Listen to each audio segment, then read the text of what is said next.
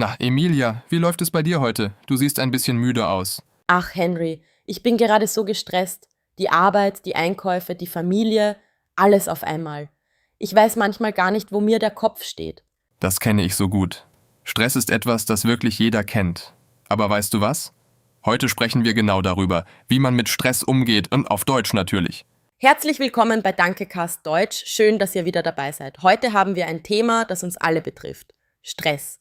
Jeder hat ihn, aber nicht jeder weiß, wie man damit richtig umgeht. Genau. Und vielleicht denkt ihr gerade, ich lerne Deutsch und höre gleichzeitig etwas Nützliches über mein Leben. Das ist doch perfekt, oder? Schreibt uns in den Kommentaren. Habt ihr gerade viel Stress? Womit? Also fangen wir an. Was macht dich eigentlich gestresst, Henry? Was ist dein größter Stressfaktor im Alltag? Oh, gute Frage. Für mich ist es meistens die Zeit. Ich habe das Gefühl, ich habe nie genug davon. Morgens aufstehen, frühstücken, arbeiten, Termine, einkaufen und dann ist der Tag schon vorbei. Ich fühle mich oft wie ein Hamster im Rad. Ein Hamster im Rad, das ist ein tolles Bild. Das verstehe ich sehr gut. Bei mir ist es ähnlich. Manchmal habe ich so viele Aufgaben, dass ich gar nicht weiß, wo ich anfangen soll. Dann sitze ich einfach da und mache gar nichts. Einfach blockiert. Das passiert mir auch. Man nennt das auf Deutsch manchmal Schreibtischlähmung. Also man ist so überwältigt, dass man sich nicht bewegen kann. Kennt ihr das Gefühl, Freunde? Schreibt es gerne unten in die Kommentare. Ihr seid nicht allein damit. Aber was hilft dann wirklich? Was machst du, Henry, wenn du merkst, dass der Stress zu groß wird? Also, ich habe einige Dinge ausprobiert. Das erste und wichtigste für mich ist, ich mache eine Liste. Ich schreibe alles auf, was ich tun muss. Einfach auf Papier mit einem Stift. Das klingt simpel, aber es hilft wirklich. Wenn es auf dem Papier steht, muss ich nicht mehr ständig daran denken. Das Gehirn kann sich entspannen. Das stimmt vollkommen. Das Gehirn kann dann loslassen. Man sagt auf Deutsch, aus den Augen, aus dem Sinn. Wenn man eine Liste hat, ist es eher auf dem Papier, nicht mehr im Kopf. Genau. Und dann nehme ich mir einen Punkt nach dem anderen vor. Nicht alles auf einmal. Das ist sehr wichtig. Schritt für Schritt. Auf Deutsch sagen wir eins nach dem anderen. Und jedes Mal, wenn ich einen Punkt von der Liste streiche, fühle ich mich besser. So ein kleines Erfolgsgefühl. Das ist ein toller Tipp. Ich mache das auch so. Aber ich habe noch einen anderen Tipp. Wenn ich gestresst bin, gehe ich spazieren.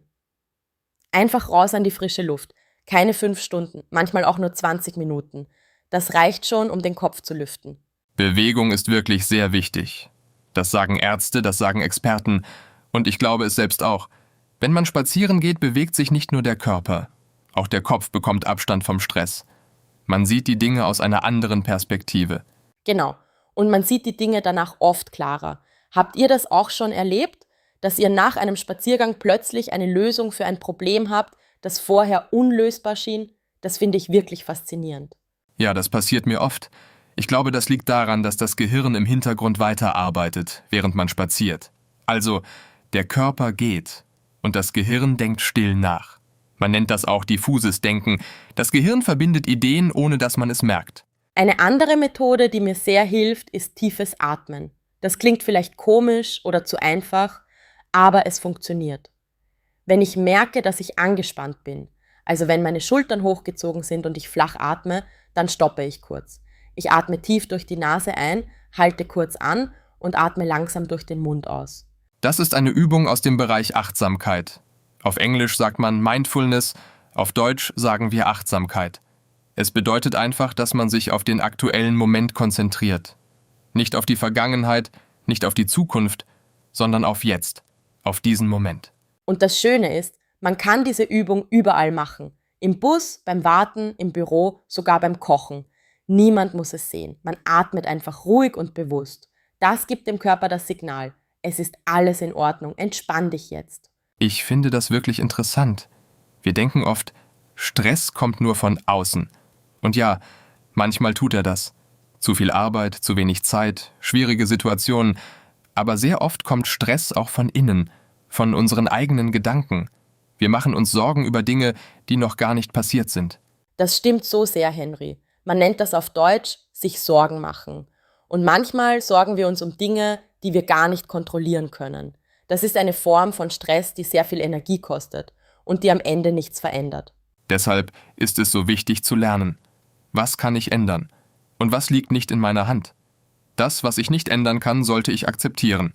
Das ist leichter gesagt als getan, ich weiß. aber es ist eine sehr wichtige Fähigkeit für das Leben.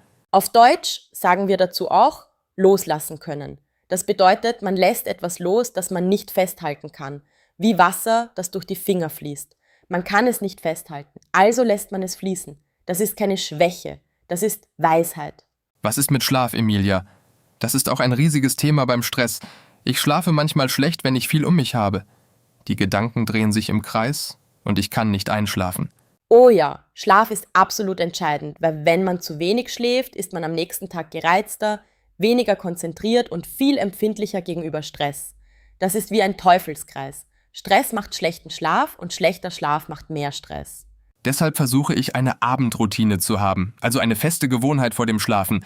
Ich lese zum Beispiel ein Buch. Kein Handy, kein Bildschirm. Einfach lesen. Das beruhigt mich sehr. Das Gehirn versteht dann, okay, jetzt ist der Tag vorbei. Das höre ich oft. Bildschirme halten das Gehirn wach, weil das helle Licht das Gehirn täuscht. Es denkt, es ist noch Tag. Deshalb ist es gut, das Handy mindestens eine halbe Stunde vor dem Schlafen wegzulegen. Das ist ein kleiner Schritt mit großer Wirkung. Ich weiß, das ist schwer. Ich selbst schaffe es nicht immer. Aber wenn ich es mache, schlafe ich wirklich besser. Probiert es mal aus, Freunde. Eine Woche ohne Handy vor dem Schlafen. Schreibt in die Kommentare, ob es euch geholfen hat. Noch ein Punkt, den ich sehr wichtig finde. Über Stress reden. Mit jemandem sprechen, dem man vertraut. Einem Freund, einem Familienmitglied, einem Kollegen. Manchmal muss man gar keine Lösung finden. Man muss es einfach aussprechen, einfach in Worte fassen. Das stimmt. Wenn man seinen Stress in Worte fasst, wird er oft kleiner. Man merkt, ach, es ist gar nicht so schlimm, wie ich dachte. Oder man bekommt einen anderen Blickwinkel von jemandem, der einfach nur zuhört, ohne zu urteilen. Und wenn man mit niemandem reden kann oder möchte, kann man auch schreiben, ein Tagebuch führen, einfach aufschreiben, was man fühlt. Ganz privat, für sich selbst. Kein Leser, kein Druck, nur die eigenen Gedanken auf dem Papier. Das hilft erstaunlich gut. Das ist eine wunderbare Idee. Schreiben ist sehr therapeutisch. Und für Deutschlernende ist es sogar doppelt nützlich. Man übt die Sprache und bearbeitet gleichzeitig seine Gedanken und Gefühle. Ein echtes 2 für 1. Stimmt. Ich möchte noch einen letzten Punkt hinzufügen, bevor wir zusammenfassen. Manchmal braucht man auch einfach etwas, das Freude macht. Ein Hobby, etwas, das keinen Zweck hat, außer dass es Spaß macht. Malen, Musik hören, kochen, lesen, tanzen, was auch immer. Das ist so wichtig und wird so oft vergessen. Im Stress denken wir, ich habe keine Zeit für Hobbys. Aber eigentlich ist genau das die Zeit, in der wir Hobbys am meisten brauchen. Sie geben uns Energie zurück. Auf Deutsch sagen wir auch die Seele baumeln lassen. Das bedeutet so viel wie einfach mal abschalten, entspannen, nichts Wichtiges tun. Die Seele ausruhen lassen. Das klingt sehr schön, finde ich. Ja, das klingt wunderschön. Die Seele baumeln lassen, das merke ich mir. Also, Freunde, sollen wir kurz alles zusammenfassen? Ja, gerne. Erster Tipp, eine Liste machen und Aufgaben Schritt für Schritt angehen. Zweiter Tipp, spazieren gehen und sich bewegen, auch wenn es nur kurz ist. Dritter Tipp, tief atmen und Achtsamkeit üben, überall und jederzeit. Vierter Tipp, akzeptieren, was man nicht ändern kann und loslassen lernen. Fünfter Tipp, gut schlafen und eine ruhige Abendroutine entwickeln. Sechster Tipp, mit jemandem sprechen oder Tagebuch schreiben. Und siebter Tipp, Zeit für Freude und Hobbys einplanen. Die Seele baumeln lassen, das ist kein Luxus, das ist notwendig. Das braucht jeder Mensch. Wir möchten jetzt von euch wissen, was ist euer bester Tipp gegen Stress? Schreibt es in die Kommentare, auf Englisch oder auf Deutsch. Wir freuen uns über jede Antwort und lesen alles. Und wenn ihr heute etwas Neues auf Deutsch gelernt habt, gebt uns einen Daumen hoch. Das bedeutet uns sehr viel und hilft anderen Deutschlernenden, diesen Kanal zu entdecken.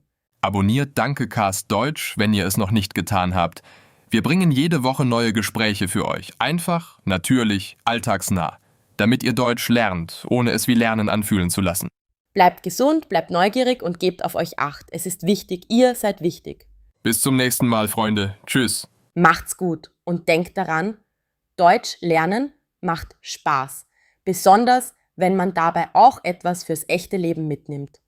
Bis bald bei Dankecast Deutsch.